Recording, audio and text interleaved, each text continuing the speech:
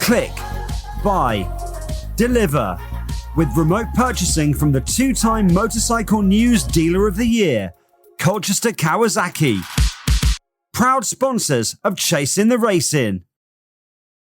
3, 2, 1, and welcome back to Chasing the Racing, episode 114, and we're delighted to be joined by the most successful British Supersport rider in history, Jack Kennedy. Welcome to the podcast. Cheers, lads. Thanks for having me. And we're just chatting about that. Now, beforehand, before we got this episode going, obviously we butter up the let me start that again. There we go. So we butter up the guests a little bit with a bit of informal crack, and I tell you what, you are the most sarcastic fella I've ever met, and I absolutely love it, mate. You're like, I'm great to be here. No, and you haven't even listened to one episode, have you? Is that correct? Unfortunately, yeah, I don't have time. I've got a 2-year-old at home that keeps me flat out, so I don't have time to. Do you know, you must be one of the only bike racing fans in Ireland that doesn't listen, because we were actually first in the chart in those Apple podcast charts. It's the first country we've topped, and a few weeks ago we had Brian McCormack on, and we're number 1. So. No, thanks for taking the time. Just to set the scene, we're at Brands Hatch. It's Saturday night, and you should have had a race this afternoon, but there was a quite a nasty accident in the Superbike race. Obviously, as at the time of recording, we don't know what the score is, but obviously hope Brad Jones is okay. And your race has been postponed until tomorrow. Is that right? Yeah. So what's the cut-off time for racing? 6:30, I heard. I thought, like, other tracks, it's normally like 6 o'clock kind of thing. I think it varies on noise limits on how close houses are around, doesn't it? Right, got you. So, okay, technical question for our listeners out there. So, if they get the race started at 6:29, no, it doesn't work like that. I don't think so. I think it needs to be cut off at 6 o'clock or 6:30, and that's it. Yeah, and especially with the way things are with councils, you wouldn't want to sort of take the piss, because I remember I was once racing at Pembury. I'm pretty sure I've said this before, but I was racing at Pembury, and the guy there was really strict, like 6:30 cut off, and there was like 2 laps left of this race, and he just opened the gate and just went in the middle of the track, and the race had to be red flagged. And I don't think Thundersport have ever been back since. There you go. But yeah, it's you've got to follow the regs and stuff, haven't you? But as we just said, in terms of race wins, the most successful British Supersport rider in history, and that's been the main class, Supersport class, that you've been in over the years. But I tell you what, like my first sort of memories of you were in Supersport. I don't really know anything before then. So did you go like the usual sort of 1-2-5 route, or? Yeah, I started on motocross in the early days, then went to the Aprilia Super Teens back home, never raced them over here, and then went from Super Teens, I think I went to a 250 Aprilia for like half a year or something. Broke my absolute heart with reliability, and then switched straight from the 250 onto the Supersport 600 back home, and that's sort of really where I found my feet. I think I'll never really forget it, because we got entered into the class, and I wanted number say 4 or 14, and my old man came home, he says, them 2 numbers are gone. I was like, okay, what you get me? Number 1. I was like, you're joking me. Number 1 in my first year on a 600. He goes, yeah, you'd be grand, you'd be fine. I was like, I won't. I went out and won the championship in my first year. And he said, I told you so. Is it clearly your dad's got a sense of humour then? He does, yeah, but he's got maybe a little bit more belief in me than I have in myself sometimes, and he believed in me then, and he still believes in me now. Was he a racer himself? Yeah. To get you into it? Did he race at a high level? No, back home, done a bit of road racing, raced bikes, and then when he was born, my mum made him race cars then because they were safer. Jesus, so hold on, wait a minute. We've grown up, like, we're spending a lot of money on 2 wheels.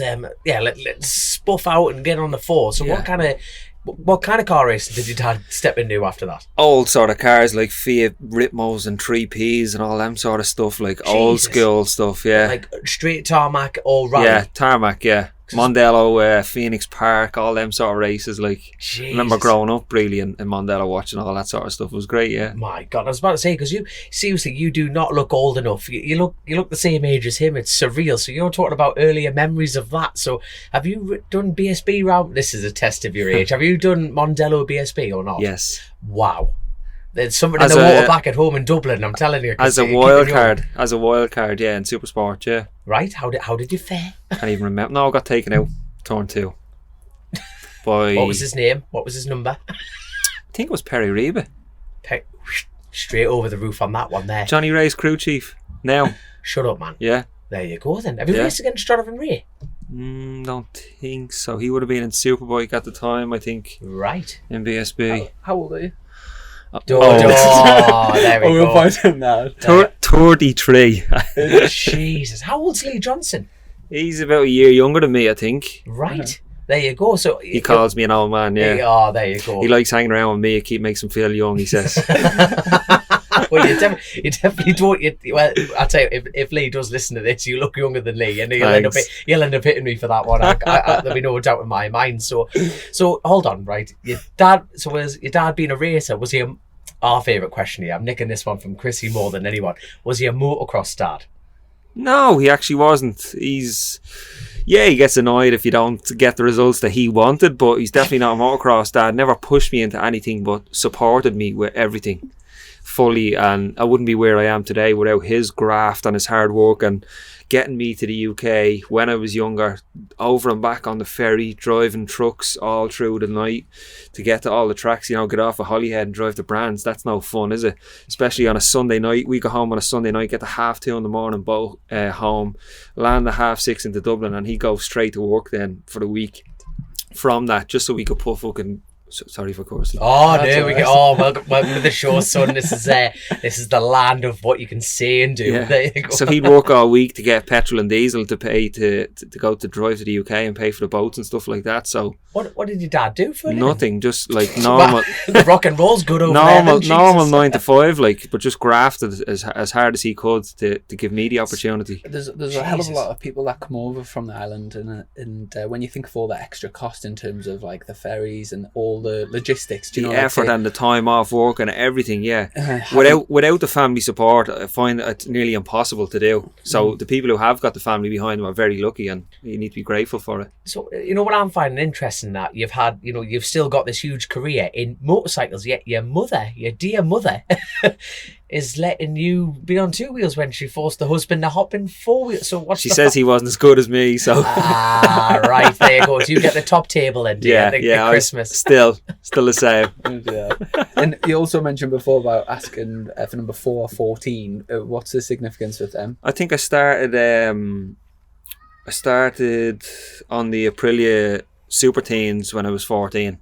I think it was my first proper race bike, say road bike, when I switched from motocross, and then we went from there. And I'm not sure why I ever switched to number 4. I think I just preferred it than 14 then. But yeah, 4 has sort of stuck with me for a long time then. Mm-hmm. Who were your heroes growing up then?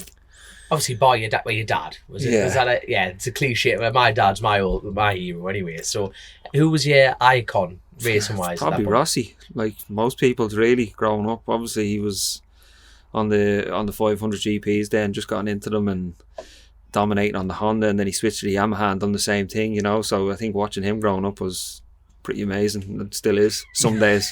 Some days. Now, do you reckon he's got it in him? What's your opinion on Rossi at the moment? Do you think he should pack in? Should he not? What? Probably, because he doesn't really need to race anymore, does he? But I know he still loves it, but I'd love to see him in even just a few races in World Superbikes. no, I don't think he needs to. He doesn't need He doesn't to do need it. need No. to, but I would just love to see him just... I don't think he needs to take the risk anymore. Mhm. He's done everything. He's won everything. He's set for life. He has his own his team, his academy. He's still massively involved in it.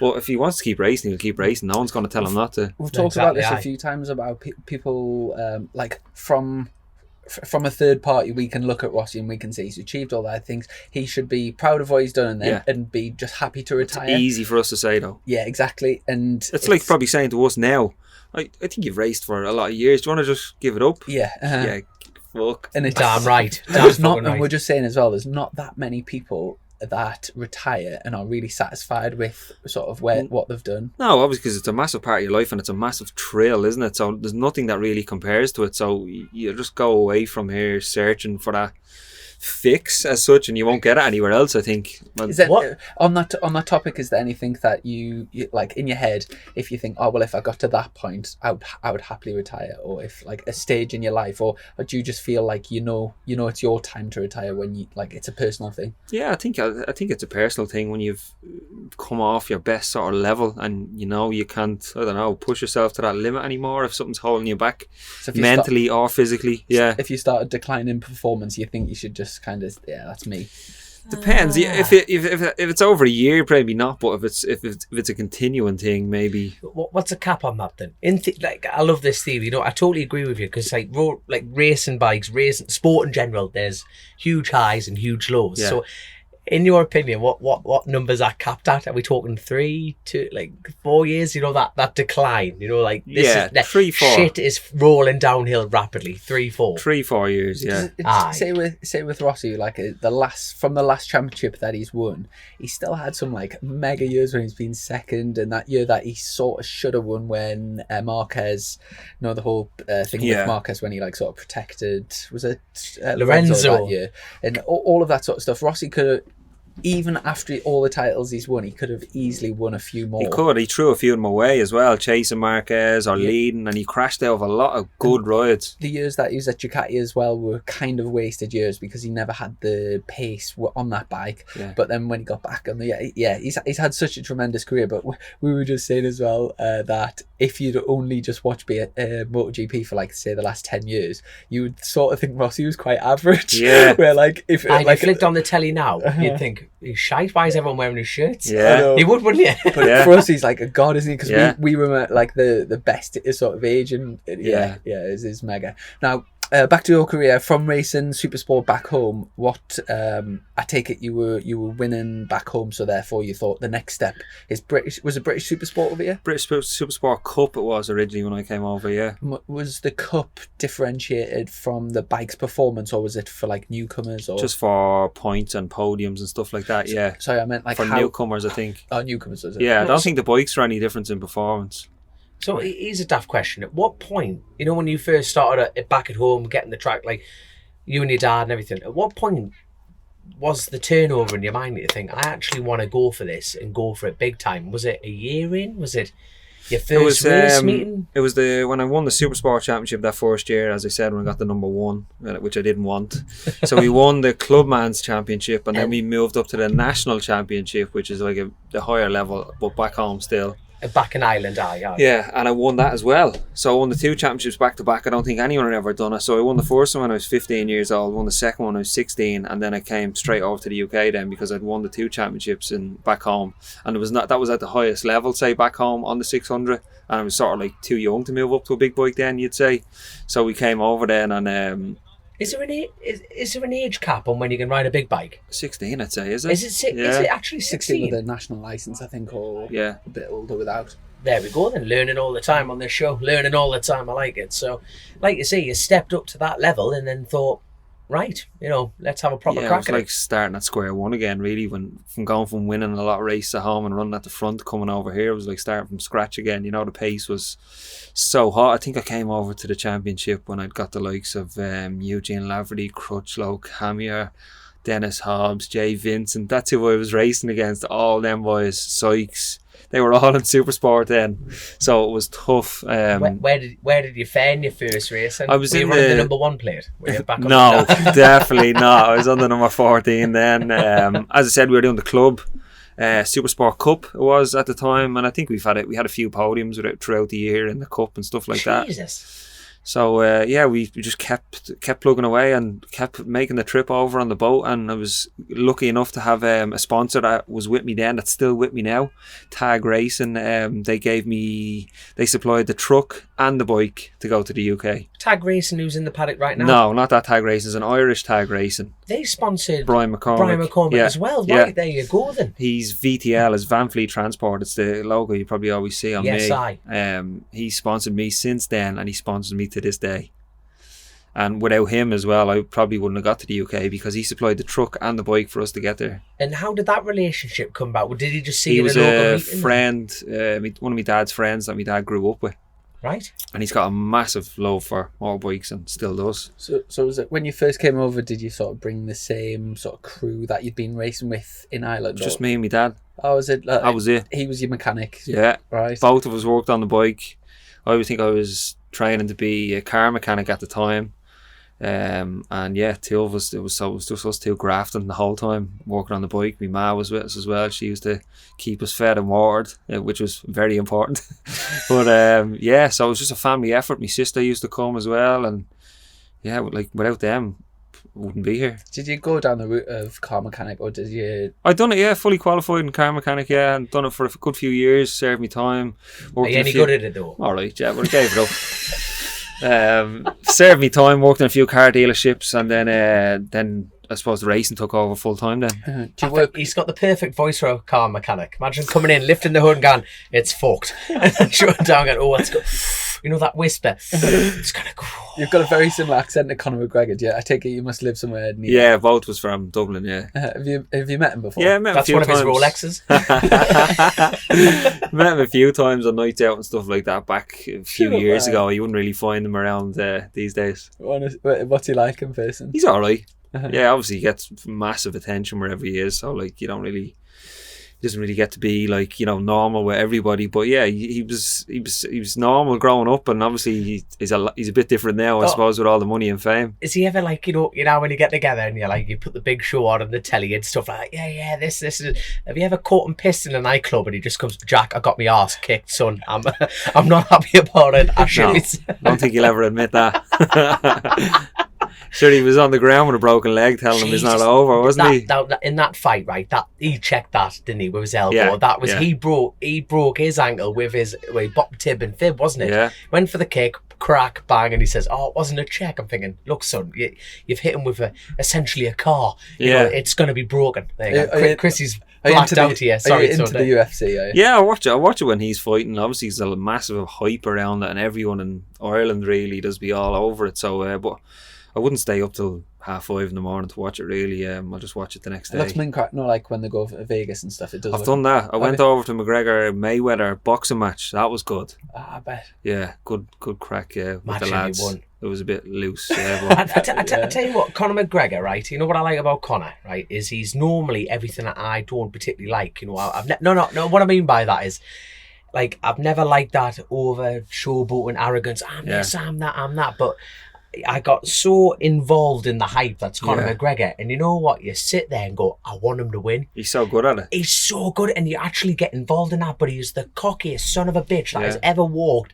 the planet Earth. And That's why he's so successful, though, isn't it? but how can, like, for me, that's normally doesn't like that Yeah. person. You know what I mean? I know you're not everyone's cup of tea. That's human nature. But normally he isn't. But I'm like, I want him to win. And when he loses these fights, I'm just like, for God's sake. I know. I am such a big Conor fan. His attitude is, and one of my favourite quotes from him, right? And this firmly sticks with me because I generally have no talent.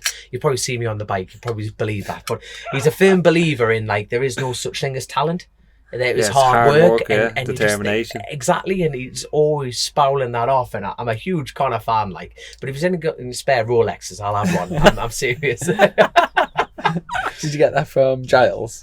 Yeah, Of distinction? yeah. Took me a good few years to finally walk up to the one I have now. Just kept trading them in and putting a few quid to them. And Are you into that? Are you into watches? Yeah, I love them. Absolutely love them. Yeah. What's your? I don't really know anything about them. What's like you? Have you got a They dream tell the watch? time, Chris. This is TikTok. There. Is I it? have the one I've always wanted. Right, I'm really? gonna keep it. Yeah. Uh-huh. Oh my god! I've only got It's one a- watch. It's Have you got one? No, I don't have one. It seems like a good for people that are into them and that know about them. It seems like a real good investment. It It's is. something nice that you can have, and Yeah.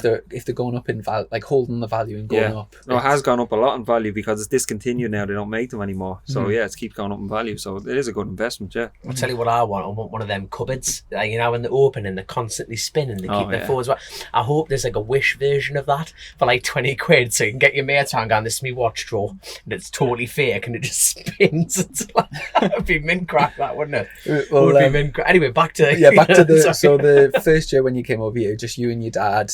Was it? Did you have a few years of that, or did you get into a team quite early on? I think it was 2, maybe 3 years of that. Even though you were getting on the podium, it took 2 Yeah, or 3 Supersport years. Cup though, not on the podium of the Supersport race. So what does that is that like stocks? Or Do you remember the way BSB Evo used to be? Yes, the split. Right, Yeah, got you. like got you. that. I think it was about 2008 then. Got my dad, so I got on the Rob Mack, I think, pro ride bike. Oh, okay. And I think first round was Knockhill, wet qualifying, put it on pole. Couldn't believe it. Was this the big bike though? Wasn't No, that? 600. Oh, 600. So Yeah. I thought he had a program where you got a superbike. Right? Am I thinking of the right person here? The R6 Cup. That was a Virgin. Virgin. The Virgin. R1. There was an R1 That was Cup. it. We That done was that. it. We done that the year after. All right. Yeah, so went on from there. Had a few good results on the big bike. I don't think we only did the pro ride thing only for a few rounds, and done the R1 Cup, which was a bit mad. Really, everyone on the same bike sort of thing. I didn't realise they didn't R1 Cup. I knew about the R6 Cup. Was that a follow-on? Was the R1 a follow-on? I from think that? so. Yeah. And who was in that? Like sort of name. John Kirkham was the one who I think he won the championship that year. He was unbelievable on it, as he was on most stock thousands. He was really good. So was the R1 Cup like mixed in with the stock? Like was No, it a split thing, it or was his it own race. Oh, It right. was his so own like the race. tri-options kind of thing. Yeah. Right. Got you. Do you know what Kirkham's up to these days? I don't know. So- Nothing. I don't think. He was I don't know. at one point he was he was really good in stock 1000. He was a good superbike rider, and then he just seemed to walk away from the sport. But Yeah. you very rarely sort of Strange. I think he married one of the promotional girls in the Amy Green. All It's right. I like wonder a what attracted him. page 3 girl, and I wonder what attracted him. never seen him since. Lived happily ever after. Exactly, yeah. But he was a great rider though, and he had. Yeah. I remember when BSB first got rid of the electronics, and he had a massive crash going up Alton Park over Clay Hill. Touched the grass on the outside. Oh, Jesus. and that is fast there, Well, real fast. Sorry, we had your not your team, same team. Is that a teammate? Teammate, yeah. It is a teammate, isn't Yeah. it? He's in a different class, but anyway. So you were talking about the crash he had on the JG Speedfit bike. Is that Clay Hill, the same corner? No, that was that's Cadwell. That's Was a it? Thruxton. That was a big He crash. touched the grass as well. Yeah, That's a total. All right, because I remember he was explaining that he just absolutely flat track clipped the grass and just. so Clay Hill at Owen Park, you come out of Hislop chicane, and then you build up speed. And you can on a big bike, you're up to Up fifth over the gear, top of the crest, yeah. and you wheelie. But then I think maybe he got crossed up, or when the wheel came down, it like put him off, and he clipped the grass on the out. It's so fast, clipped the grass, and I'm not sure if that injury then stopped him racing. Maybe. I can't really remember. It's a bit fuzzy. Wasn't long after that, was it? No, I don't think so. But so you did a bit of Supersport with Rob Mack, then the R1 Cup. Did you win the R1 Cup? No. John Kirkham beat you, Yeah. did he? Yeah. I can't remember where I finished in that, to be honest with you. And that was your first experience on a big bike. Yeah. And then back to Supersport, was it? Yeah. Appleyards, I think, then. Yeah. 2011. You were with Appleyards for a few years, weren't you? I remember it was the old like maroon and silver bikes. Yeah. Them lovely colours. And the 125 had like a really ugly big seat unit. Yeah. It's funny because they were stuck with them colours for years. I know, and and all it's of a sudden sorta- it went like official Yamaha, and Yeah. like blue, and That was the year I went to them then in 18. They changed it out. I pushed for that big time. but 'cause you did a World Supersport wildcard that year as well. I remember watching you. Yeah, in Donington. Yeah. Yeah.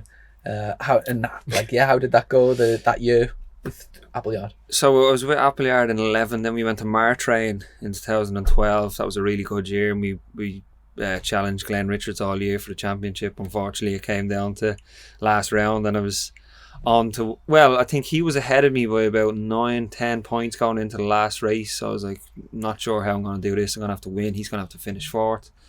I was ahead of him in the race, and he crashed at Westfield, ran off the track and dropped it in the gravel, and obviously he can't get back on. So I've got my pit board to say he's out, and I'm sitting in third or fourth place with a gap behind me. I was like, this is it, done. Championship won. Bike starts knocking its head off. You're joking. Big ends went on it. Had to pull into the pits. And this was after a season of like Massive rivalry, battling all year. Yeah, I couldn't believe it. fantastic year of Supersport. And I remember there was a bit of a spat on social media afterward. I remember one of you posted something and then the other person replied, and it turned into a bit of Yeah, I think it was like, I can't remember what it was. Something like, obviously, I don't know what it was. I think it was like, if my bike didn't break down, I would have won or whatever, and I can't remember. yeah. And then it turned into, if this didn't happen at round one, then Yeah, or if this didn't happen at round 5, or it was a big controversy over him crashing on a tear off as well. Do you remember that? Shut At up, Donington, he swore he crashed in Donington, lost the front at the last corner. He swears to this day that he ran over a tear off, and that's why he lost the front. Right. And your opinion on that is? I don't know. You don't know. Very, very political. Do you know, speaking of how many tear-offs go on the track, you very rarely Do you know how many times I've heard of people crash on tear-offs? I've never. You've got Jack Miller as well, was it? I got one in the air intake in his Ducati as well. That makes sense. Yeah, someone Quattararo pulled it in front of him, let go of, and went into his airbox.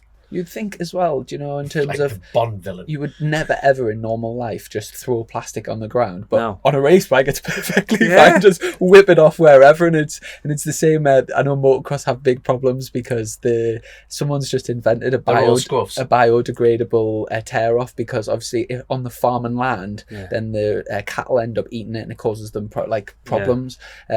So some tracks you have to have another roll system, but like on our tracks.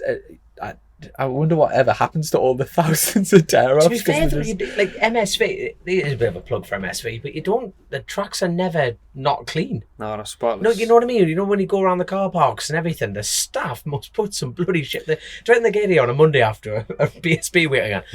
Yeah, all the curbs and all are always perfectly painted, all the lines, it's great, yeah. And you just think, like you say, them the amount of tear-offs, because how many people are on a grid normally? Like 37. Yeah. That's a lot of tear-offs, isn't it? Yeah. That is a lot of tear-offs. So after that season of coming runner-up to Glen, did you stay with Martrain, or was it? No, we moved to World Supersport then 2013 with Riva Moto, a Russian World Supersport team. Yeah, was that to do with Jerry McWilliams? Yeah, he was crew chief for me that year.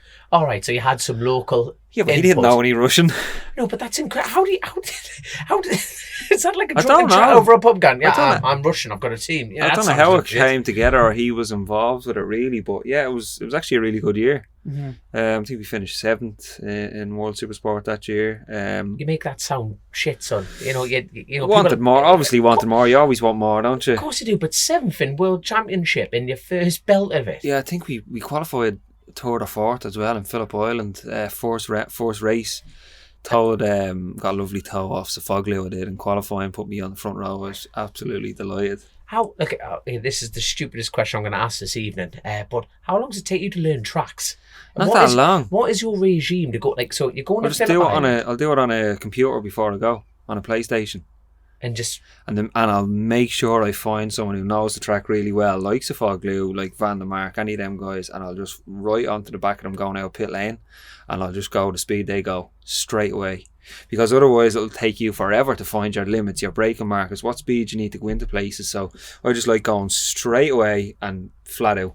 That is a mindset in itself, isn't it? And you do it, like you do that straight away, you're already like near the lap time you need to be at. Whereas if you go around your own trying to learn it, you're 10 seconds off the pace in your first lap. Take another second off it, where you've took them nearly 10 seconds off straight away just by following someone who knows the track. How many people... Okay, that is incredible, because how many people do you know that could do that?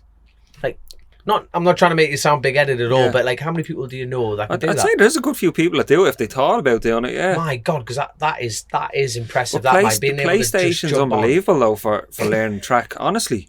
Mm-hmm. Really is. And that's all I did, because I had a full year of learning all them tracks in 2013, going to all the new tracks. Yeah, so that's all I did. I tell you what, for a first year in World Supersport, that's a hell of a... You wouldn't say they're the best team in the paddock either, no, we sort of struggled a little bit with horsepower on the Honda we were on, against, say, Van der Mark and the Kawasaki's and the R6s and stuff like that. But yeah, we had a good year. I was 6th. Going into the last race, and I think we had a brake binding problem, so the front brake ended up sticking on at the last race in Jerez, and I lost 6th place in the championship over it. I was fuming over it, but yeah, good year. Then we moved on to ride for Buckmaster then on the CAA Honda, which I thought I was going to a better team on a better Honda, but the year before was probably actually better. Really? We did stick it on the podium in Portimao with Buckmaster's Honda, but that was a really good round. Never really forget, to be honest with you, Dyson with Van der Mark and Sofoglio, and I beat Sofoglio as well in that race. So that's something good to remember from that. I remember watching that race actually. Yeah, it's and when you say it's. What do you was the bike just not up to it? Was the team or like what's your honest opinion on why it was a backward step? We came from Oland's on the Riva motorbike to Bitubo suspension on the CIA bike, and it was just like starting from scratch again. All the settings, all the work we'd done the year before, it was all irrelevant. Nothing would transfer over for us, and I think we just struggled with that suspension to get it right all year. And Simon's very. This is what works, and this is the sort of window you have to stay in with the bike, and we eventually ventured sort of outside the window, nearly without telling them, in Portimao, and that's when we got our best result. How switched on was suspension are you? So if you came in after a lap and gone, look, 4 clicks off compression, we need to put the preload up, everything. Are you that kind of rider? Now I am, yeah. Through all the experience I've had, I'm very clued in on it, and now with my crew chief Paul Neal, the two of us nearly come to a decision on what changes we make, which is great. He'll take a lot of my feedback on what I want to do and what he wants to do, and we'll come to a joint decision. So I really like that, and I also want to know everything that's changed on the bike every time as well. If you change a miller ride height, put a miller preload in, put a stronger spring in, I want to know everything, like, because I want to know, I'll know the difference in feeling it. And they call me a bit crazy sometimes when I ask for like half a miller preload on the rear, or if I want half a miller ride height front or rear. I was like, that's what I want, and that I'll feel the difference in that. I don't want any more. They want to go like maybe 3-4 clicks. I was like, no, I want 2 maximum. You can really feel like... I can feel it, because I feel like I'm riding this bike that hard. I have to ride it that hard to do the lap time that I can feel the difference in any of them changes. I was about to say, because like even going back to like the first round, against your old team or the Appleyard bike, you going into that last corner, like that Appleyard back with Bradley Peary, and Bradley Peary is riding absolutely brilliantly this year. He's really on the pipe, but you could see the bike difference. Bradley's bike on the Appleyard was just boom. The bike was so solid. You could almost and you were, my God, you look like a fucking flat tracker. So it was just like, how the hell? I'm thinking you couldn't have had 2 different looking riders there. Now, is that the bike limitation from the Kawasaki in your opinion? I think I'm just having to ride it that hard to do the lap time. I'm having to push the bike that hard. So obviously you raced that bike as well, so you know both bikes inside out. What's the biggest sort of differences? The biggest, coming into this year saying, right, you're riding the 636, no one's really done anything on it. No one has. In Supersport, Kawasaki were really behind me they want the bike put on the map, really, and they wanted me to do it. They want a championship for the bike, because I think it needs to be run in World Supersport next year. They want to run the 636 and get rid of the 600, so I said, I'll give it a bash for you. I'll put it up the front. So we're trying our best to get it working. We're not far away, but the biggest difference seems to be acceleration, really. We can put out the numbers horsepower-wise, and we can sit in a slipstream when it gets to high speed, but the drag of hairpins on low RPM, the R6 and the Kawasaki 600s just seem to rev up quicker. Right. Compared to the 636, right? Yeah, our internals of our engine are heavier than the Kawasaki 600 and the R6, so we have a heavier crank, conrods and pistons. Because Ben Curry ended up doing all kinds of things last year. Mismatching sort of everything. I think they maybe got a bit lost then, the amount of stuff they changed. They switched back to the 600 then. Yeah. So your initial feel on the chassis on the 636, was it miles different to the 600 or? Yeah, to the R6, yeah, it's quite different. I mean in comparison to the ZX6. Never ridden it. Really? Yeah. Right, there we are then.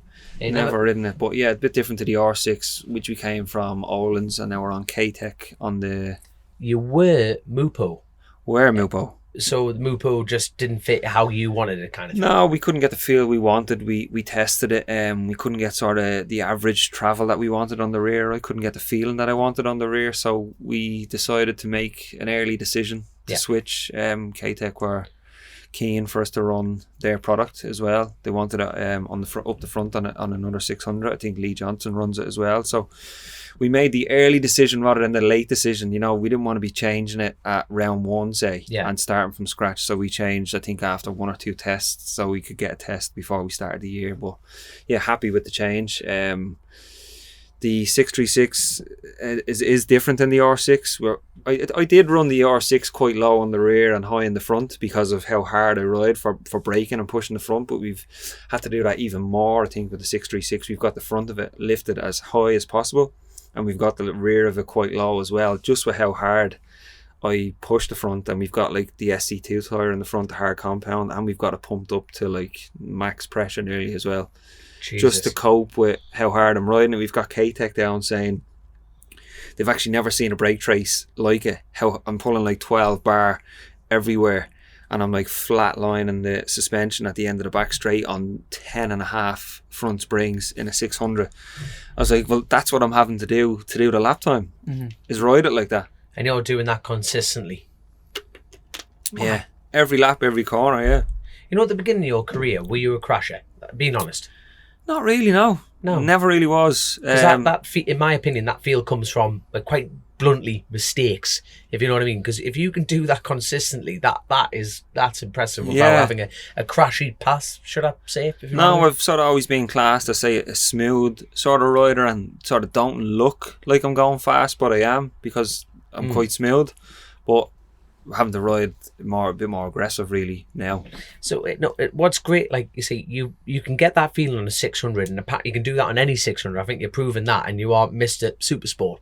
So you know your transition last year, you know, when you were on RAF reserves superbike. Yeah, we started on the Tag R1 and then to the RAF Kawasaki. Yeah, that's it. Now what I love about these conversations is how style adjustment. How much of a style adjustment are we talking from doing 12 bar flatlining? It must be huge, from that to 1,000. Yeah, riding a big bike's totally different. You have to ride them totally different. You know, obviously they don't like the side of the tyre, trying to build speed on the side of the tyre, trying to accelerate. Yeah, you need to get it up and get it driving. As Chrissy will know, riding a big bike, you have to adjust a lot and adjust your riding style a lot. And I actually found it nearly harder getting back on the 600 from the big bike. That was me. I got back on the 600 at the Silverstone test for the first time on the 636, and I think I ended up 8th or 9th, and I was like, what the hell? I thought I was going to go out here and be in the top 2 or 3. Yeah, piss it. Really. I just could not get my head around how hard I had to open the gas on the side of the tyre. Everyone was gapping me off the corners, because obviously I was used to riding the big bike where you just cannot open it there, if you know what I mean. But you just had, on the 600 you should have opened it about 10 meters back, so I really had to get my head around that again. I think we went to the next track and we sort of got our head around that, and that's when we switched the suspension again, and that's where we got back to up the front where we needed to be.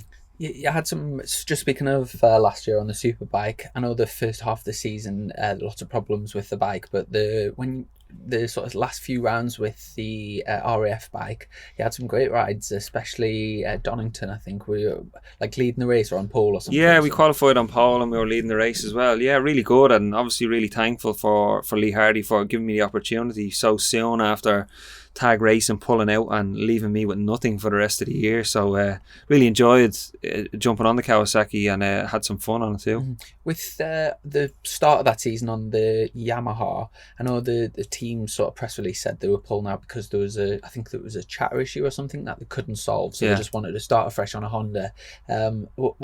What did you just have a mysterious chatter that you just could not dial out? Yeah, it sort of came in nearly every race after about 4 or 5 laps, and it would just chatter its head off for the whole race then. And that your corner entry, your corner exit wouldn't be any different kind of thing. It would literally just appear. It was when you just releasing the brake mid corner, it would just chatter its head off, and then once you open the gas, then it'd be gone. So you'd feel good for the first few laps, then you'd have to ride the bike totally different. You couldn't have any area where you were, say, freewheeling, where you weren't trail and brake or you weren't on the gas. So you nearly had to go in everywhere, just trail and brake all the way to the apex, even when you didn't want it, just to sort of settle it and then get off it and then go. But they did try everything, they changed everything, but I feel like if we had kept going, we could have solved it, you know. Bloody hell, man. And they didn't want to. Dan didn't really want to ride the bike anymore, but because of it, obviously he had 2 years of it. But I was willing to keep going, but they pulled out and left me high and dry, really. Right, there we go. So, wait, see, what I like about you already is, I know you don't like me. We met you for 5 minutes. You're like, what a dick he is, and you're right on the money, my man. You're right on the money. But it's a bit like, is any bike that you see you're involved in this, and you sound like a man who wants to develop motorcycles, and you obviously get a kick out of that.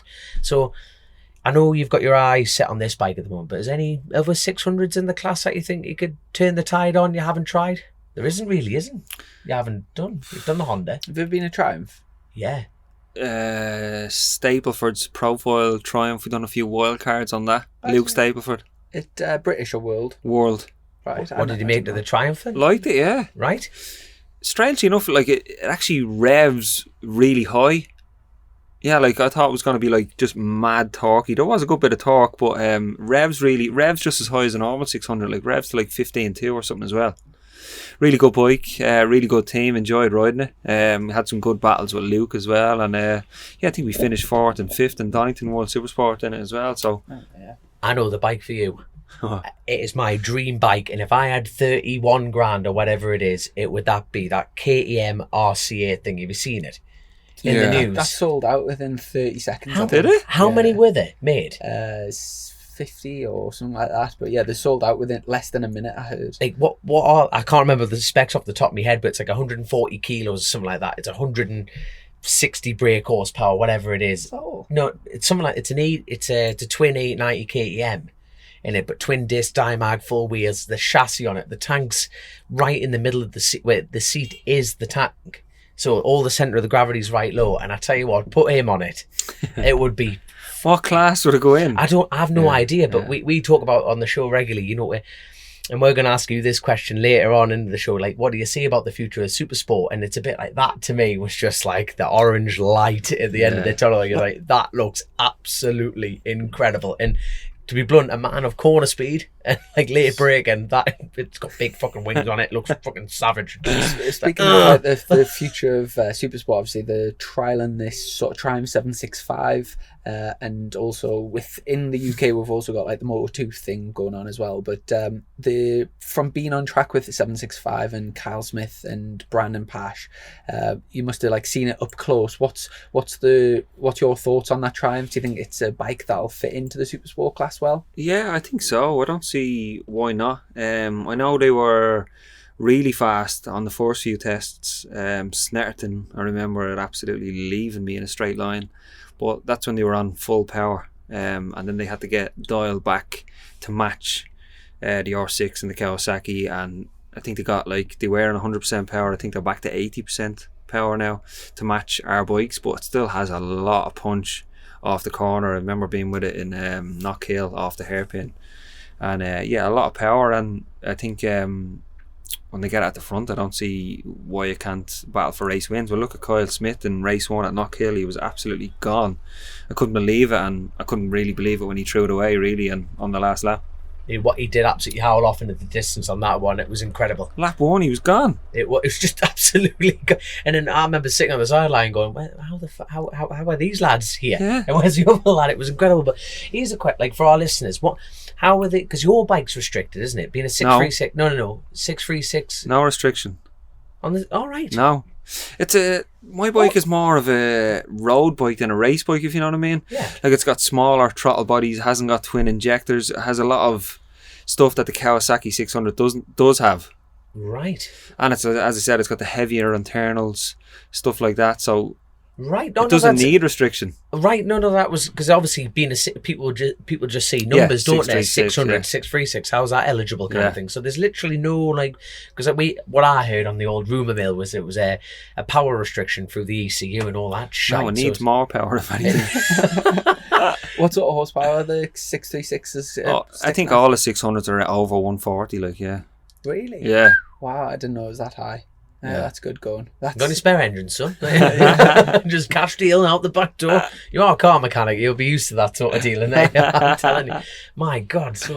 Now, I've heard on the rumour mill, fresh off I think I mentioned this in the last podcast, but Honda apparently have brought out a new 600. Yeah, I've seen a picture of it, wings and everything on it, yeah. No, it doesn't. Buy me one. I'm buying one. Right, hold on. I'm going to go fell more I think trees. there's someone racing one in the Japanese Supersport Championship or something like that. Someone's racing one somewhere, I think, soon. Right. So out of of the big manufacturers, who obviously Kawasaki have recently brought 636 out. The R6 is discontinued, I think, isn't it? Yeah. Trying for You could use the 765. Yeah. Ducati, you can use the 899. There's a new one. Yeah, I think someone's going to run that next year already, maybe. Right. The Well, 8. that would be interesting to sort of Yeah. see where that fits in. And then you've got this new Honda. So I get, because I think a lot of people were struggling, thinking that Supersport was pretty like a dying class, and Yeah. like that all the manufacturers were pulling out. But I think it's just kind of it's going to have a new look about it, isn't it? Yeah, And, I think we're going to have the little bit bigger CC bikes, restricted a little bit maybe, until maybe everyone's on that sort of CC bike eventually. But I think Kawasaki might be bringing out a new 636 right next year. But yeah, I'm not sure about the Yamaha. I'm not sure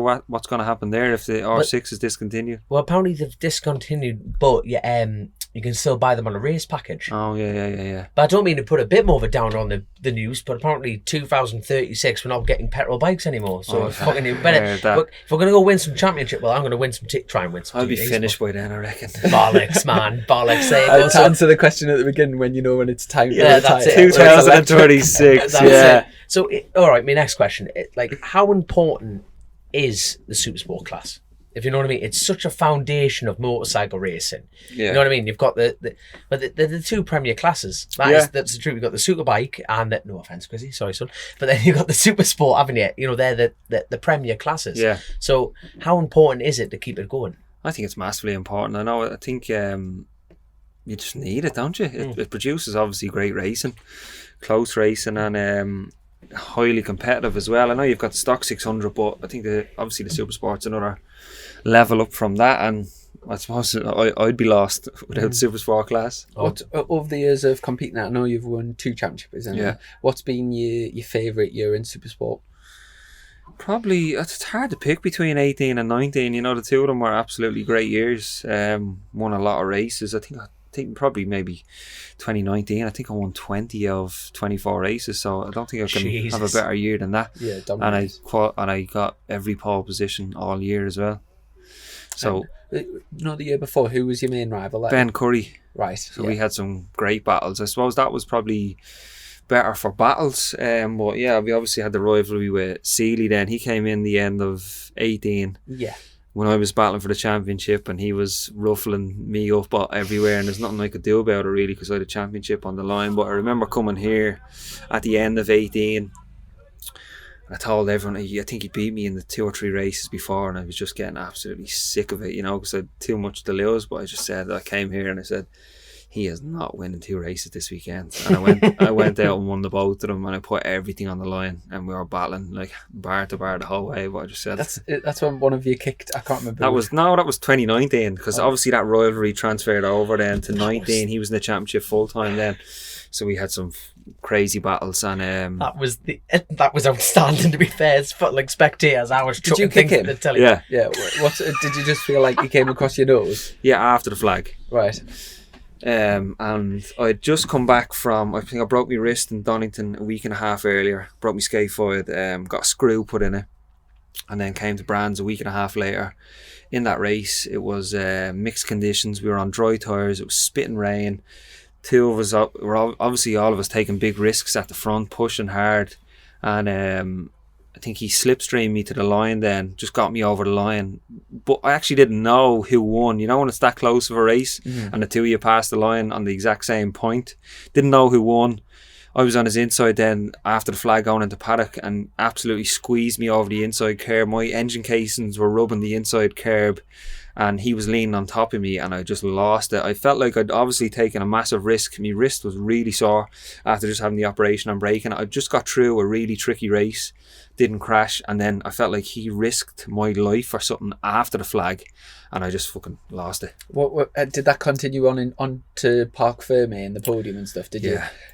Was there any did you square up or have words? Or Didn't square up because I knew I this couldn't. Ball out me pin, out me wrist, and shove it up your I knew arse, I'd only one arm as well, so I couldn't do a lot. So I think but then we were pushing and punching each other. I was punching with my left arm after we came down paddock, and then we came out of Druids then, and I looked to me right, and he came across. No, I looked to my left behind me to see where he was, and he came across my right and swiped me front wheel out of it, broke me front caliper. I lost my brakes and everything. No one's seen this as well. This is what really annoys me. You know, they showed a clip of me kicking and two of us pushing each other and everything. The camera cuts off us then, but there is a camera shot of us coming out of Druids where he comes across, swipes my front wheel out. My handlebars turned full lock, and I nearly fell off the front of the bike, like off the side of it. And like I said, broke the brakes, the bodywork, front mudguard, everything. And no one's seen that. So that still annoys me. Came into the park ferry then, and we're just, obviously two of us were absolutely fuming, and then I think we got called up the race direction, the usual, and keep it going, lads. This is brilliant viewing. Well, pretty much, yeah. It's getting a bit out of hand though, like, imagine sitting across the decision going, I also said he called your wife fat, right? That's it, it's going off. So it was like, right, if you don't want to get disqualified or you don't want this to go further, you need to shake hands. And I was like, I'm not shaking his hand. He goes, well, you won't be racing tomorrow, Higgs said. So obviously had to do it. And then went out then the next day, still struggling with my wrist, and I remember beating him, and I only had like a gap of like 0.2, 0.3 for the whole race, and he was on me, and he just couldn't get close enough to pull a move on me. And like, I think that's one of the hardest fought and best wins, I think, of that year then, because I was under massive pain and under massive pressure as well, you know. But I just wasn't giving up. Line up the top 5 hardest like competitors. So you got Sealy in there, you know what I mean? I'm trying to think, you from worlds, all your experiences from all over the world. I want you to line up, if you can, the top 10 and just think. Top 10, Jesus. No, 5. Let's go 5. No, if you could do 10, because I could just imagine the chaos this would be. Oh, just, I don't know. So yeah, I suppose we'll have to put Sealy in there. Do you really not like him? No, personally? we really don't get on anymore. We just don't see eye to eye because from the on-track of that stuff. Yeah. Has it ever spilled over in anything else, or has it just always been on track? It's always been on track. We used to get on years ago. We just changes in. Obviously, we used to get on when we're not racing in the same championship, if we're not in the same race, but it just changes. And I feel like racing's dangerous enough without the risks he takes and the risks he puts you under. And I feel a lot of people who have raced against him will say the same thing. I think he takes unnecessary risks, and I think he rides like an 18-year-old, not a 40-year-old. So I just don't agree with the way he rides, and I don't think I ever will. Yeah. Is that a reason why because he's quite unpopular at even at the Northwest, which is like his home race, and it's the way that is like home fans. He's not that popular there. Do you think that's to do with that? Yeah, I think it's to do with the risks he takes, and he puts people under, even in road racing. And funny enough, you say that about the Northwest, because when I went there, I think I went there in 2019, just went up to spectate, and I was expecting a bit of controversy from the people up there, but everyone was telling me just to keep beating them and keep doing what you're doing. And I got actually a lot of support when I was up there, which I was surprised by. Was that the when Sealy clipped the grass, spun off, and Lee won the race, 2009? It would have been 19. That would have been the year. Northwest. The Northwest, yeah. That would have been the Northwest win, because him and Lee were absolutely hammering tonguing, and they just went through the chicane, the final chicane. Oh, and he clipped the grass. Sealy clipped the grass and high-sided, Usually everyone loves a winner, so like if even if they're like, you don't like them personally or whatever, if they're from your country and they're winning, you know, everyone's sort of get like, a lot of support. You do naturally, where he's very much a one-off in that respect. I can't think of anybody else that is like that. I don't know him personally, and like just to say hello to, and so I don't really have opinion on him myself, but I've always found it weird at the Northwest. Like, I think when he crashed, there was like everyone jumped up and cheered, which is, I know you shouldn't do that. I know, it was quite strange. It's weird at your sort of home race. But yeah, I mean, sort of personal opinions aside, he's been a great competitor of yours in terms of like hard battles, and at the end of the day, for TV and views, it makes great views. I think that clip is one of the most watched YouTube bike videos. Don't worry, we're putting it on this one as well, so this is going on YouTube. That'll be definitely on, don't you worry, son. So anyway, we've got Sealy in there, right? We need number 4. We need another 4. Safoglu, Van der Mark's the nightmare to race against. Is it sketchy or just hard work? Hard work, yeah. And when he was on that 10K Honda when I was racing against him in World Supersport, the thing was just an animal in a straight line, that 10K Honda compared to mine. But yeah, who else have we got then? Curry was a great competitor in 18. He had some great battles, always kept it clean. Respect for one another goes a long way. It doesn't have to be in the 600 class, I'm just trying to think your hardest, like people like, because we all open the programme, don't we? Go to a race weekend and oh fuck, this is going to be hard work, don't like that. So we've got one more. You've got one more on your list. Put Glenn up there maybe for that. Glenn Irwin. No, Richard. Oh, Richards, yeah, probably Glenn Richards, yeah. Mm-hmm. Do you and Glenn Irwin get on? Yeah, we do, yeah. Glenn Richards, yeah, probably, yeah. Old dog, but he still had some serious fight in him that year, But yeah, he'd sort of underestimate you how far he was willing to go for it. Good lad. Yeah. But I tell you what, I normally ask this question. We were briefly talking about the Northwest, but he really took the piss out of me last time on the show. So go on, Chrissy, you can ask the next question. No. So piss off, you're doing it. Obviously, Dom's a road racer, does the TT and all that. You've never heard of me, don't worry. And he always asks our guests about the road side. And like, are you interested? Have you ever thought about doing it yourself? And I guess from being from Ireland as well, you must have had offers in the past. Is it something that you would consider doing in the future or have considered? No, yeah, being from Ireland, I do get a lot of offers, and I have got some great offers to do the roads, but interesting, like Northwest and stuff like that, you always say to yourself, Jesus, we could have go up there and earn a handy few quid. But I was up there, like I say, last year, I think it was 19, I was up there on a Thursday evening, sun was shining, crowds packed. I was like, oh jeez, do you know what, Supersport grade line up, I was like, I could have a bit of that. Saturday came, pissing rain, oil spills, red flags. I was like, do you know what? You can keep it. Glad I'm not out there. It's a total different story when it rains on the roads, and I have considered it, but like obviously my family wouldn't want me to do it, and I actually have one of my sponsors, Dawn International. I've got a contract with him to say that I'm not allowed to compete in any road racing. He doesn't want me to compete in it. Right. I've considered it, but I don't think it's for me. Massive respect to everyone that does it, and I think I absolutely love watching it, but I just don't like the amount of variables that are out of my control when it comes to road racing, whether it be conditions, mechanical stuff. I just think about everything. Yeah, well, you're definitely a calculated rider. There's too many stuff out of my control that I can't control as such that can go wrong, that put me away from it. Yeah. What would if you were a road racer, what would be your favourite track? If you like, imagine what your favourite track would be, and what would your worst track be as a rider? I think I'd like the Ulster Grand Prix because a bit of a road race, or not road race. What am I saying? A bit of a short circuit. It's a lot of like high speed corners, scrubbing, like and safe. It's not no. No, it is. Yeah. No. But I tell you what, as far as a track, like a track prep, I think we've talked about it on the show before. If you actually go up there, the way the corners open. Don't get me wrong, when they open up, there's fields ruts, and stuff like that. There's field, but there's no fences there. Yeah. You are going into a rut. Don't get me wrong. You know what I mean? But it's the way they've designed it, improve the track safety. There has been quite a few crashes there, though, and people have got away with it. There has. Now, obviously, there have people who've gone there, and it is still underlined. It's a road race. There's huge risk about it, but as far as them collectively put together, it is pretty much one of the safest out there. Yeah. But so you've got the Ulster, and what would be probably your least favourite track to go to? If you can think about it. TT, because of how long it takes to learn it. No, you see that was why I'm glad you eventually asked the question. But it's a bit like you can learn PlayStations. Yeah. Travel around the world. You can get in a tour with someone. Yeah. Really, that sounds like the perfect place for you to go, because it takes years of experience to get it to go fast and everything like that. You know what I mean? But your first night.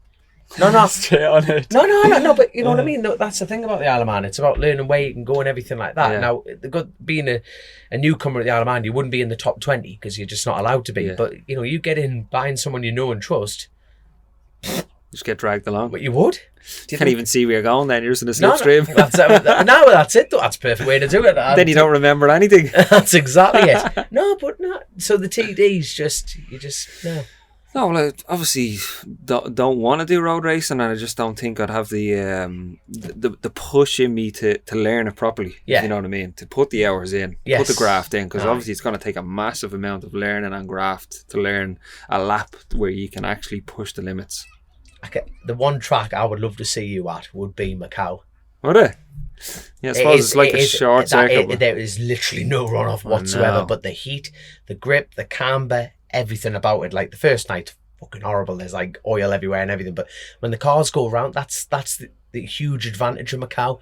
Is after like the first night, the grip level just going, and you know how to manage grip or like rubber grip on the track. And once the cars go around, it literally goes from like an ice rink to a bloody hell. Be precise then, and then just pick your points, and that's it. And like suspension setup is key and everything like that. And it's like the ability to learn a track is crucial around there. Have you been over to watch Macau? No. I'd love to go over just to not a race. I'm sure you would.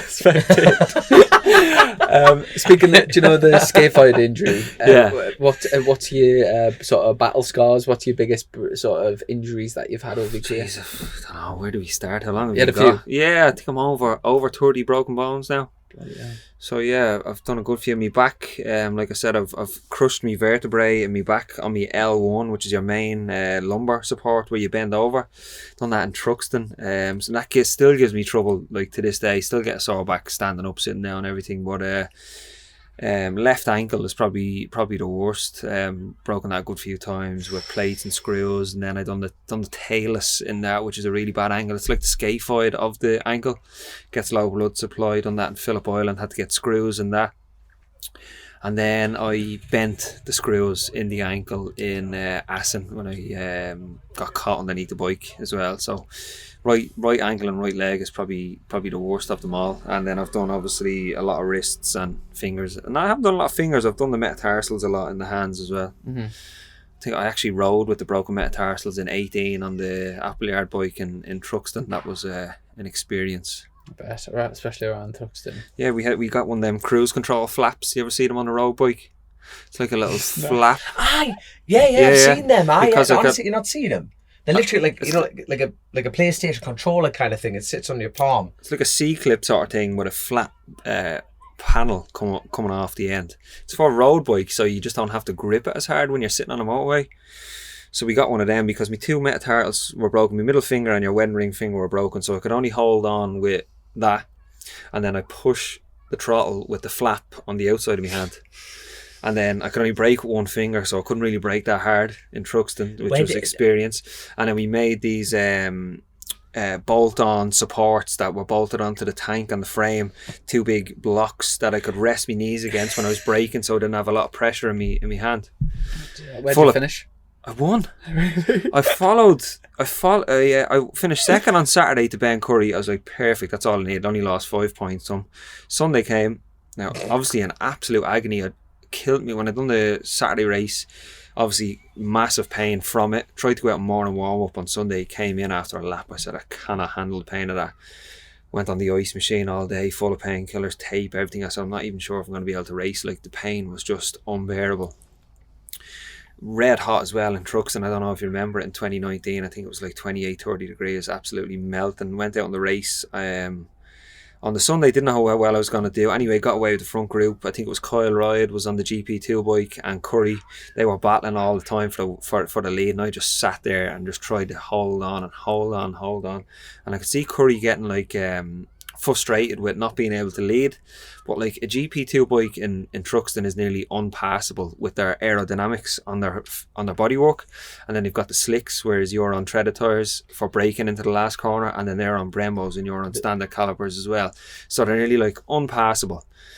So Ben Curry on the last lap tried to do the undoable and tried to outbrake Kyle Ride into the last corner on the inside, and went down the inside too hot, took the front, took Kyle out and gave me the win. And couldn't believe it. But I was about to say, because like they're in separate classes anyway, the points wouldn't have mattered. It didn't matter. Oh my god! But I couldn't believe it. But it just shows like when you're thinking of giving up, you never know what you can achieve by pushing yourself past what you actually think you can do. Like I never would have thought I would have came out that weekend with a second and a first. I was hoping to get 2 top 10s maybe. with the pain I was in, and you come away with a second and a first. I couldn't believe it. That just shows racing though. Anything can happen, and just never give up. Why do you think Kyle's been the only person to consistently? I know Josh Owens did a little bit, but Kyle's really been the only person consistently on the GP2 bikes to take it to the Supersport lads. Yeah, like you say, with the speed of the bikes, good, strong. They're on slicks. They've got better brakes. Yeah, but they're just. They've less horsepower, but they've got a lighter bike and they've got better aerodynamics, so it sort of matches out. And when the GP2 bike gets up in speed, so when it gets up over when it gets third gear and over, the aerodynamics on the GP2 bike are way better. They take over and you just can't keep up with them. But I think obviously Kyle's a very good rider, very good Supersport rider and a good Superbike rider. I think it just clicked with him, a good rider, good team, good bike.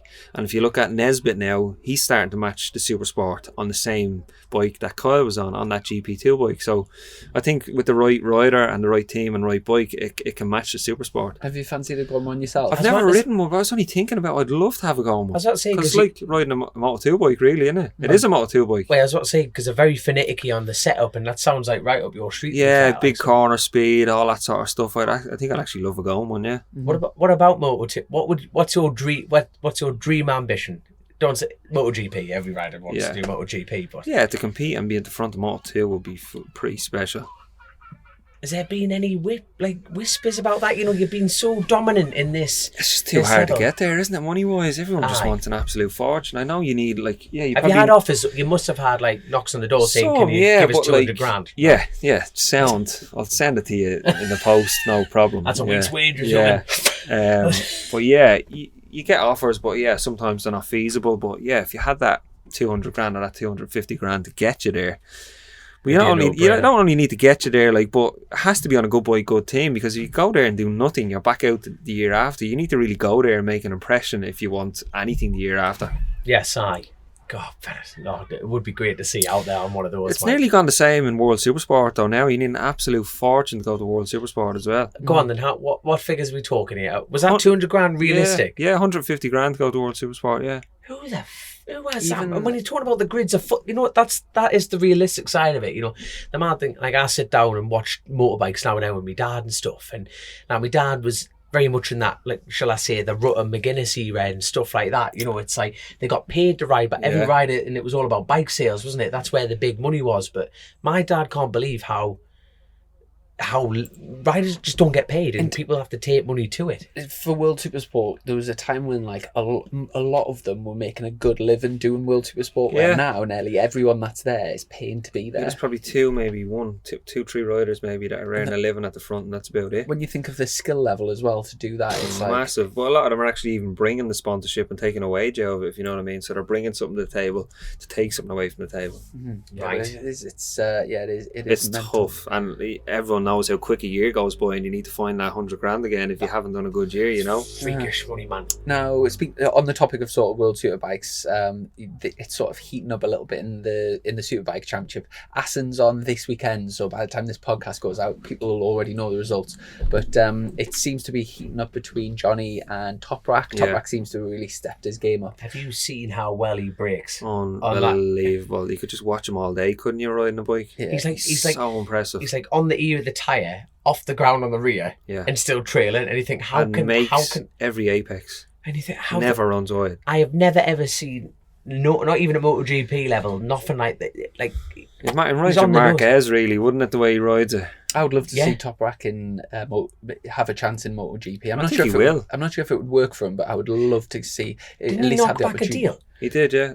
He didn't take the deal, yeah. He didn't take a deal. He took a 2-year deal in World Superbike, yeah. Which I think's good for their team, Yamaha team, to keep him there. But I would like to see him have a bash, because I think he's super talented, isn't he? And the way he rides would probably suit a GP bike really, with how hard he brakes and stuff like that, because obviously you need massive brake pressure to get them carbon Breaks to work. Also, Gerloff's coming on strong. He's as well, very isn't he? good as well. Very impressive. First time at Donington. Yeah, and he was quickest on Friday and stuff like that. You're just like, what? Yeah. He must have had a secret test. That's what you're thinking to yourself. He's a nice lad as well, and he's like good on camera, and like I like him. I'm a The fan. Americans are cool, aren't they? They're just full of enthusiasm, aren't they? It's the podium speeches for me. It's Yeah. like, first of all, I'd like to thank Lord Jesus, my mama. Yeah. No one else is saying that, are they? It's absolutely... We're missing Rispoli, aren't we? We need to get him back. I know. You could write about. We were talking about that. Like the problem is with us, by the time people listen to these podcasts, it's like one after another, and you think, where have you two been? It's like we're repeating the same shite. But that was it Andy Reid or Rispoli's lap record around Oldham? Andy Reid. Yeah. What was that lap record? 36.8. It is. Was that not qualifying? Yeah, it was. It was qualifying, yeah. I did a 36.9 in qualifying, and then I have the lap record of 37.2, I think, in the race, yeah. Jesus, I man. could do 37s all day on that R6. It was so good around there, yeah. Here's a good question for you. Do you know, after doing winning the championship for 2 years consecutively and massively dominating it, especially in 2019, when you seen Rory Skinner the following year doing a similar sort of job, dominating, was there a little part of you that thought that wished that you were, at least that you'd lined up next to him on the same bike? And everyone said it to me. I'd love to see the two of you go head to head, and yeah, of course I would have liked it if he had been my teammate then or in that year or something like that. Yeah, it would have been nice to get a battle against him. And yeah, you're always looking at what lap time you did and what lap time he's doing and stuff like that. Were the lap times quite similar between you and him? Yeah, I think they were. Yeah, there was not much in them, and it varied from track to track. He might have been a bit quicker, and I'd be quicker at other tracks and stuff like that. Yeah. And how's like this year, Brad Pirrie? Is he on the same sort of pace as you and Skinner on that bike? No, the likes of Oldham Park and stuff like that. No, I was a bit quicker. I was able to do, like I said, I was doing 37s. It's most of all race. I think we were sitting in the 38s then, and when we were at Oldham Park there. So a little bit different, but a little bit off the pace much this year. Do you feel? Yeah, but I think we're on the bigger 190 rear tire now as well. Yeah, the X. Yeah, is it called an X? And something like that. Supposedly it's like not an SC1, but like an SC1.5 sort of thing. This like in between, it's a bit of a stiffer compound as well. Makes sense, because we were talking about that. We were talking about the lap times at Oldham being a little bit off. And that would explain that. So I think it's harder to get the lap time out of this tire. Mm-hmm. No, but hey, you're still flying on the things. I'll tell you what, like, hold on, before I forget this crack, talking about your first memory of him. Yeah. My first memory of him was my first ever time round Oldham Park, and it was my first ever British Supersport race, and this fucker lapped me. It's the only time I got airtime. My sponsor was very, very happy. There you are, he got on the telly, and I tell you what. What year was that? No. Jesus, that was 2018, first time there. Then I went like there. That following year was my 2019. I went back on the RC Express bike before Macau. And then that was my third time back. And you know what? I pulled up on the grid going, do not let that fucker Kennedy lap you. You got no way. You blatantly obviously got a bit closer, but you didn't lap us. So I'm over the bloody moon. I actually scored points. So I have raised my game, son. So watch your back. Not. And just speaking of this year, whereabouts are you in the championship at the moment? Second. Much in it, points? Don't think so. I can't remember exactly. Maybe about 15, something like that. Oh, so pretty close. And looking ahead, like, when you plan a season and you sort of see the tracks that are coming up, is there any particular tracks that you think the Kawasaki will work really well there? Or on the flip, is there any tracks that you think it's going to be a struggle there?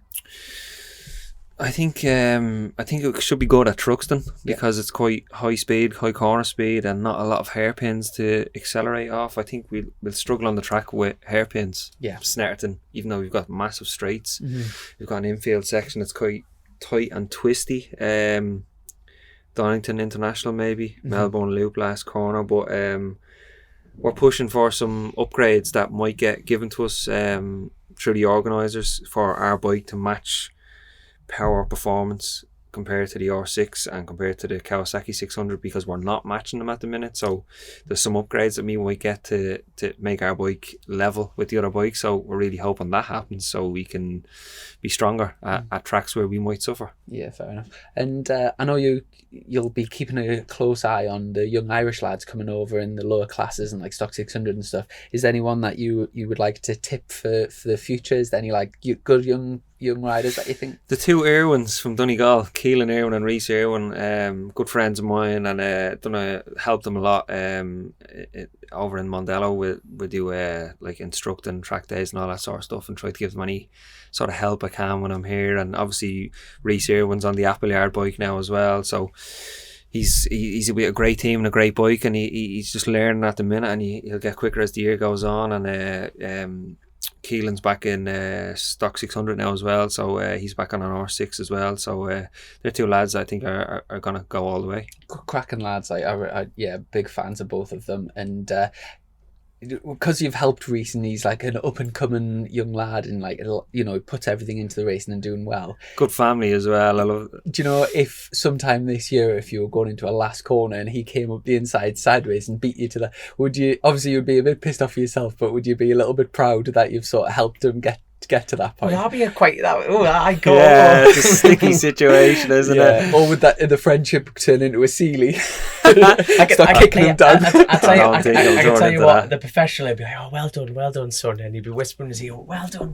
It'd be like that. I'd be like, wait till we get back to the camp. I'll teach you a thing or two. Yeah, I don't know if I'd be able to comment on that until it happens. See how I feel then. At some point, you know, with his progression, I would like to think he will be winning races at some point. Yeah, he will.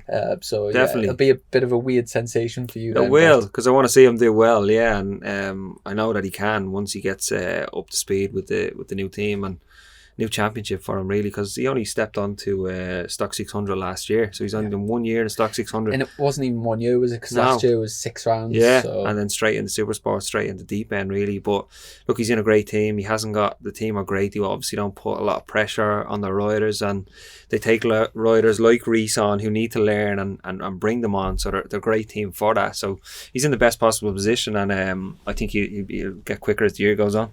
Definitely. But I'll tell you what, one more question that's probably going to ramble on to another 20 minutes. But what's up with you? Oh, mate, you've got a bandage on your right arm. Keith Lemon. A Keith Lemon kind of thing. What's going on there? So I had the arm pump operation last year after the tag bike, after I jumped on the RAF bike. I was getting arm pump during the races, so I said, right, I need to go get this sorted.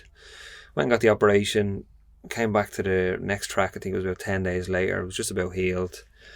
Never had any success from it. Still got arm pump. No, I'm looking into it a little bit more. Basically, it's just when you just can't brake anymore and open the throttle anymore, you just cramp up. It goes numb, and no power, so not very safe. Yes. On a big bike, obviously when you can't feel your right hand, can't pull the brake. It's literally just on your right arm, is it? Yeah. Because a lot of people get both arms done. Never on my left arm had a problem. So got the operation, never had any success with it, even though he done a full release underneath and a full release on top, which I never really had any trouble with on top. I said, while I'm here, you might as well go in and do a bit of work while I'm here. So just basically complained. I just basically complained about it for the whole rest of last year, obviously, because I wasn't happy. No one's happy getting an arm pump, and I feel like hadn't I been getting an arm pump, I probably would have been in Superbike this year, because I would have been able to get myself a good ride, because where I was starting the races and where I was qualifying was good on the RAF bike, but I just couldn't finish where I was starting. Or I couldn't progress in the races, because I get to like 8-10 laps in and just get arm pump and just drop back, and it was absolutely killing me, because I knew I was capable of more and I knew I could finish better, but my arm just wouldn't let me, and it's like there's nothing you can do about it. Yeah. So my surgeon asked me to rest for November, December, and just give the arm a bit of a break. Done that. Obviously started back on my training again, and then started racing again this year, and I could feel I just wasn't happy with the sharpness of my arm towards the end of a Supersport race, which I never had a problem with before on a Supersport bike. Never got arm pump, never had an issue. I'm as fit as can be, nothing down to do with fitness, but I just wasn't happy with how my arm just wasn't sharp at the end Yeah. of a Supersport race where I wanted to be sharp to make that lunge, to make that late braking manoeuvre. And I suppose it's maybe how hard I'm having to ride this bike to get the lap time out of it. I'm like really working me forearm. So I went back over to the same guy, over to the surgeon again, and he was reluctant to open me up again because he said he'd done a full release the last time. And how many times can they do that? I don't know. No, just him being reluctant. Obviously, surgeons don't want to jump in just to start opening up arms just for infection and all that crap, isn't it? But so I said, you're going to have to open me up. I said, there's something not right. I'm getting a little bit of numbness and I'm not as sharp as I used to be. Aye. Even on a Supersport bike, which I never had a problem with before. He goes, look, right, I'll try and get you into theatre the next morning. So got me done the next morning. Went in at a different place. So originally went in around here. This time he's gone in here and a bigger incision just to have a look. And he said there's like a split in the muscle here, like there always is. And he found some fascia in there that was restricting the muscle, which was holding me back. So I'm watching him as he's doing it because you're still awake for the operation, and so he's cutting and pulling the fascia away, and you can actually see the muscle getting bigger as it's filling with oxygen and blood. So he said that was definitely restricting you there, and he was happy that he had opened me up then to find this. But I did only get it done last Thursday, so it hasn't had a lot of time to recover. What's your initial feel after you only got one lap in a race today? There you are. So feels good in qualifying, free practice, all that sort of stuff. Yeah, brilliant. But yeah, so just get the dressings changed and sort of look after. I've still got stitches in it, but they're dissolvable stitches, so they'll sort of look after themselves. Brilliant. So really, that's rounded up to the future, really. So do you want to get back into the BSB side of things? Yeah, the way I thought of it is I'm not ready to jump on a superbike if I got the opportunity. I need to be ready. Like, I feel like you need to always stay ready in this game. You just need to be ready all the time for anything. You can't be like off your game or relaxed or not training or not be the best person you can be, because you never know what opportunity you're going to get. Yeah. And I could never live with myself if I didn't put the effort in away from the track and wasn't able to perform because I didn't put enough effort in. Yes. But you've got the opportunity, you've got the bike, you've got the team. This bike can win races. The only thing that's stopping you from winning races is because you didn't put enough work in at home. I could never live with myself if that was the case. So I just feel you need to stay ready all the time. That's why I got my arm done. I can last a Supersport race, but I just wasn't happy with the feeling of it towards the end. And I knew I wouldn't be capable of a full Superbike race at the front. So I got it done again. There we are. There's the answer to that one. There we go. But no, thank you for that. No, I was just curious what was going on there. So he asked me to wear the tubey grip for a month, really, because he doesn't want to stop any pockets of fluid forming in the arm. There we are. My God, being a mechanic, you should be a surgeon yourself. The way you've gone through that. You haven't done any mechanic work, have you? Have you not had other jobs outside of racing, just full time racing for the last 15 years or something? No, I'd say since I'm about. Since I'm about 23, 24, about 10, 12 years, yeah. Very good. And have you got any ideas for after racing? Does your wife go up to you again? There's a knock on the car, take her to a mechanic, love. Yeah. I know. I've got a few mates that have garages now, and sometimes they end up just bringing it to them, like, that needs this and that. Like, if you're coming back with dirty hand scan, yep, full service pet, there you go, it's all good. Have you got plans for after race, like life after racing? But sort of something I sort of really need to look into, I suppose. I do a lot of instructing back home in Mondello, so I think something along the sort of race school line, or I'd like to get into being a manager for some riders as well. It's something I feel I could really do well at, and coaching riders maybe in this paddock and stuff like that as well. Well, we'll have a chat after the show. I need managing. It'll be that would be a high rate, mine, wouldn't it? My God, I need a lot of coaching and a lot of management, to be fair. But no, I tell you what though, you've got a lot of skill, a lot of talent to actually share with. So no, that'll be a very interesting future for a lot of people. And just before we wrap things up, we always give a chance for people to plug sort of merchandise or social medias, that sort of thing. So do you sell merchandise? I've just got some done. I just finalised the design, and Blackwater Graphics are going to be selling my clothing, t-shirts, hats and hoodies, all that sort of stuff. So that's going to be released in the next week or so, I think. Okay. And will people find that on your social media accounts? Yeah, when it's available, I'll do a post about it over Instagram, Twitter, Facebook. And how do people, just your name, Jack Kennedy? Yeah, Jack Kennedy 4 is number one.